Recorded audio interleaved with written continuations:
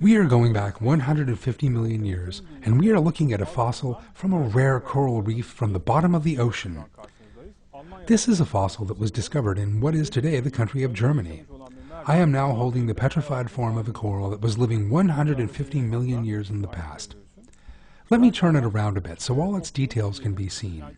Corals form in a very small part of the ocean's surface, but because of the biological activities they possess, they live alongside other living groups in the ocean. Populations form together with them. Because of these characteristics and the way that corals color the seabed, they are today the subject of much research and many documentaries because Allah creates them so brightly colored, mashallah, and in highly attractive shapes. Coral reefs are well known, but that is not a feature of this coral itself. A rock mass forms as the result of minerals accumulating on its surface and its own biological activity. It then combines with other corals, and since they all possess the same features, the result is a mass of coral. That is why these masses of corals are known as reefs.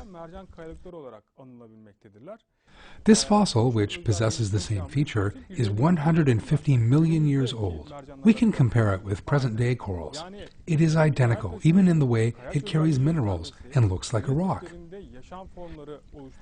We know that oxygen is found in dissolved form at the sea bottom in order to give rise to life forms, and that the same thing applied millions of years ago. The fact that a life form existing today also existed 150 million years ago shows us that the life form has never changed, has never evolved, and has never turned into any other living species.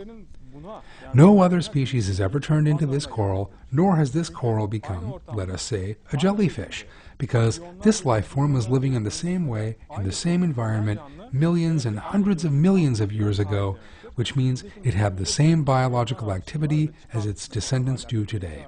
Indeed, present-day research and scientific reports show that when a gene from an organism that existed 500 or 600 million years ago is transplanted into that life form still living today, the same protein is again synthesized.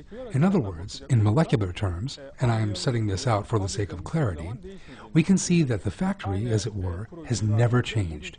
When we give it the same blueprint, the same living body, in other words, it will manufacture the same product as the factory made 500 to 600 million years ago. To come back to this fossil, it is identical to its counterparts living today in the same habitat. I have just described yet another proof of Allah's immaculate creation.